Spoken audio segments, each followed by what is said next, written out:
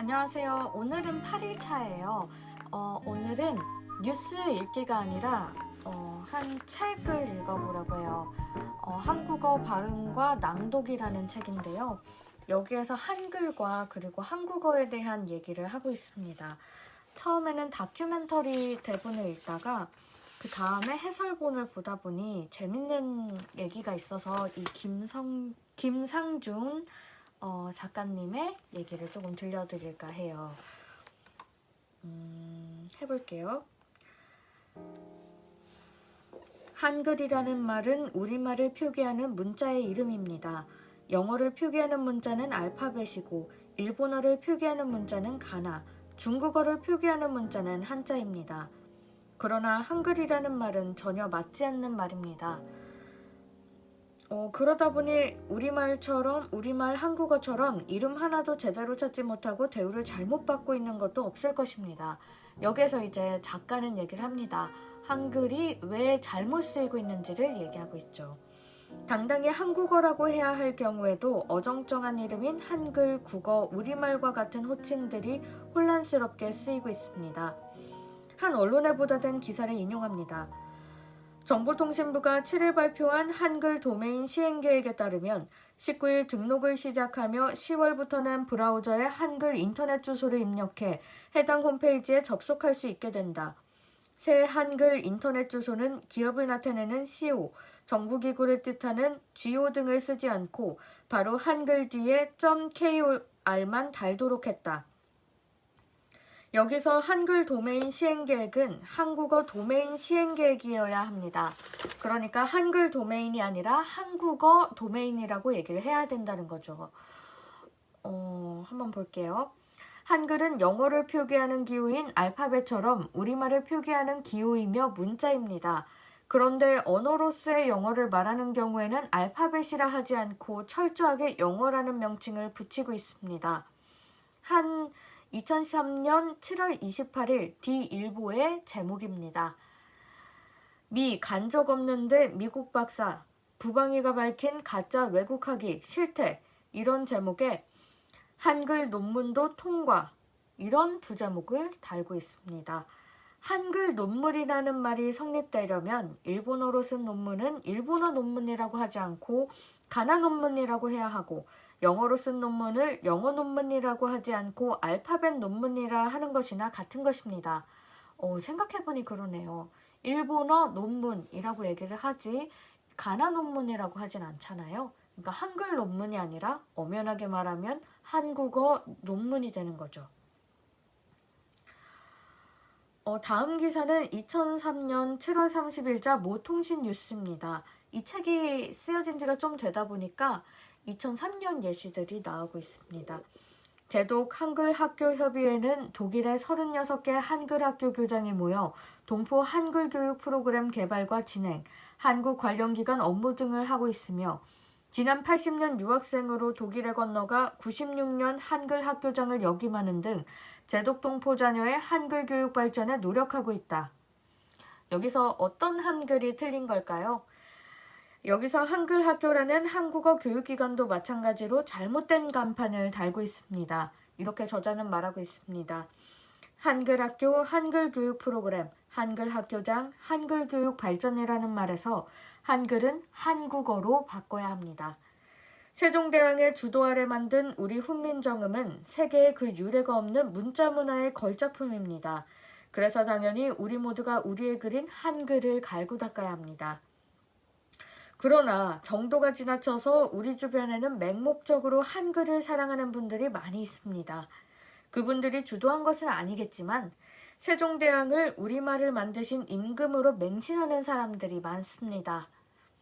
그래서 한국어라고 해야 할 경우에도 그저 한글이라는 말로 밀고 나가는 경향이 있습니다. 다시 한번 강조합니다. 우리 한글은 우리말을 표기하기 위한 문자일 뿐 우리의 말, 즉 한국어의 모든 것이 아닙니다.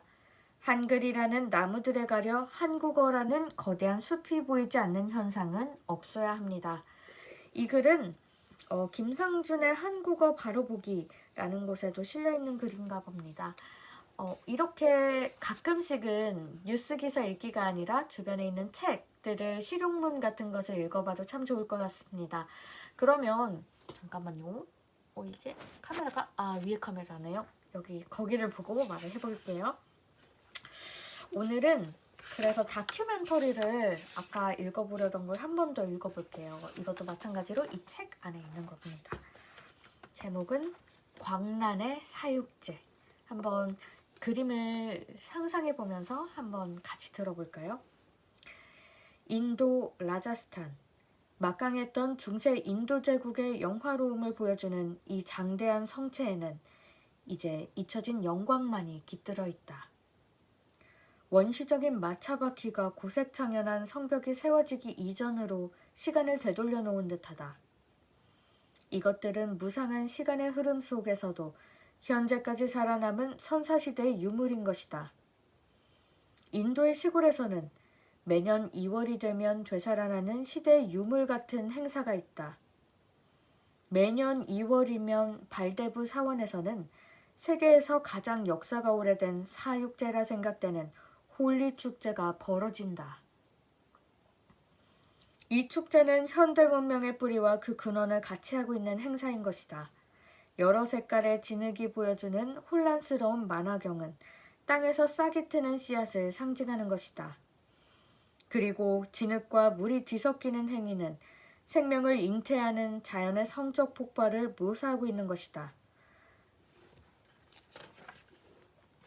이러한 혼란 행위의 초점은 사회적 규칙을 깨트리는 데 있다. 이것은 남자를 공격하는 여성의 행위에서 확연히 드러난다. 축제는 모든 것을 허용하는 시간이다. 이 시간만큼은 예로부터 내려온 남녀의 성차별, 나이와 계급의 차별이 1년 중 단 한 번 허물어지는 것이다. 옛날에는 이곳 사원의 중앙에서 산 사람을 제물로 희생시키는 풍습이 있었다. 사람의 살이 찢겨져 땅에 뿌려지면 그것이 씨앗으로 다시 환생한다고 믿었기 때문이다. 오늘날은 나무 한 그루를 인간으로 삼고 인간을 대신한 그것을 상징적으로 잘라 뿌린다. 이 성스러운 도리의 난 싹들은 생명의 재생을 상징하고 있는 것이다. 사방은 물천지다.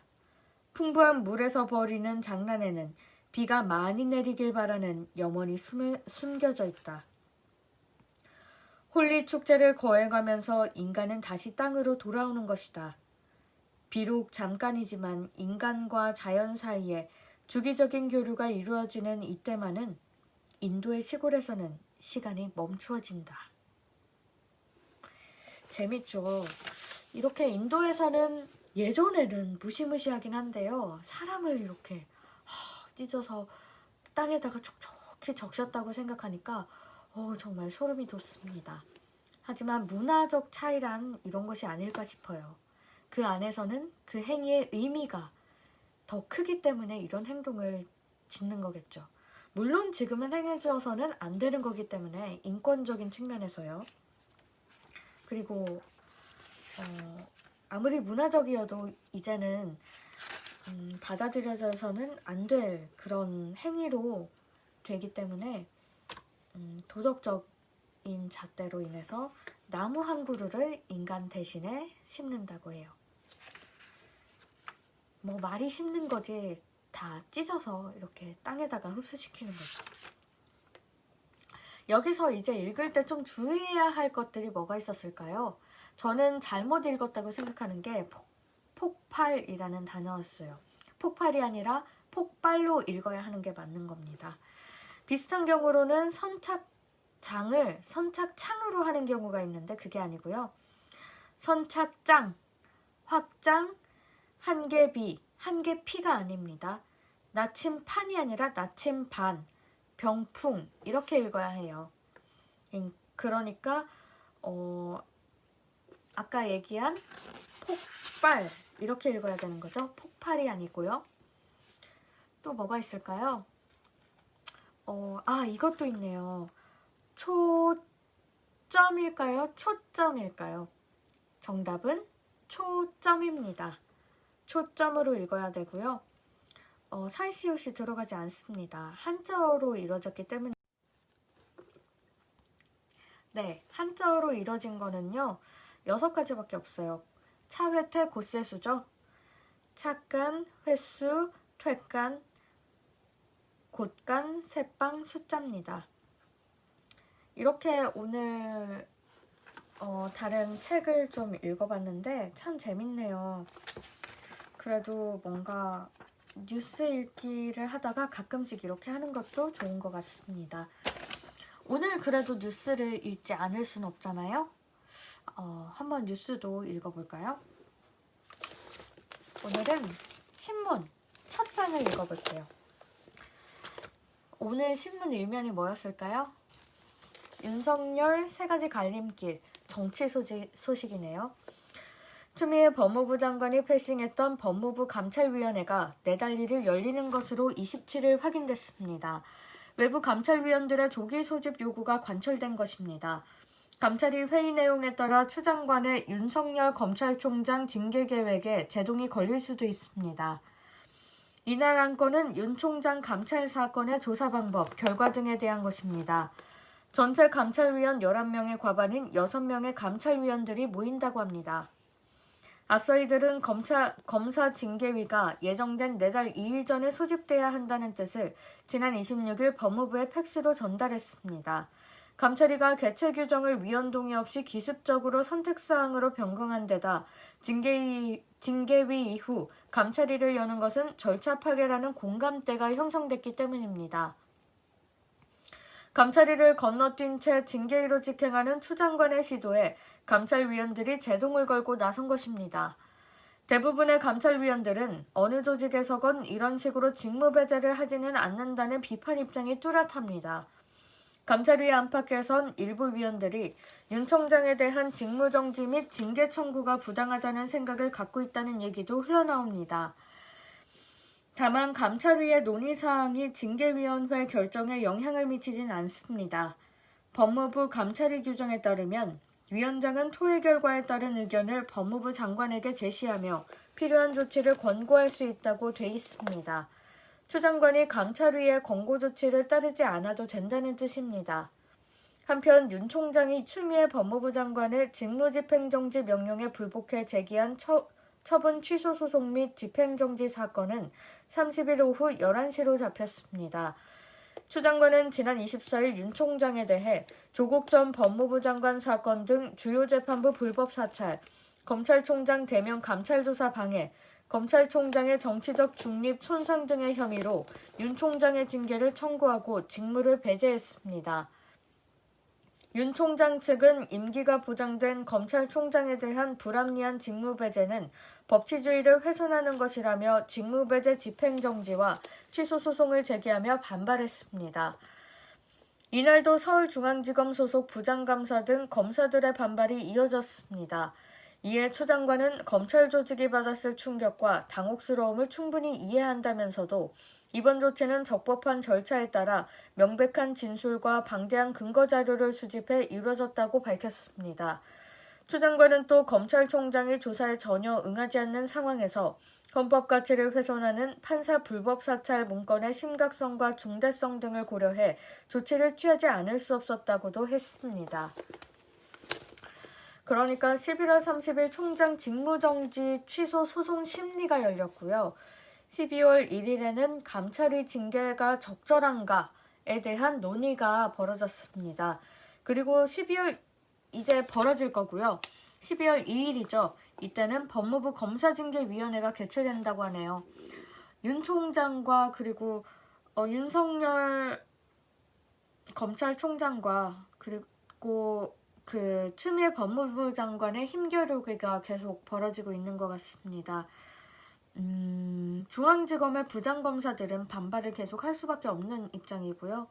그렇지만 추미애 장관은 적법 절차를 따른 조치다 이렇게 반발하고 있죠.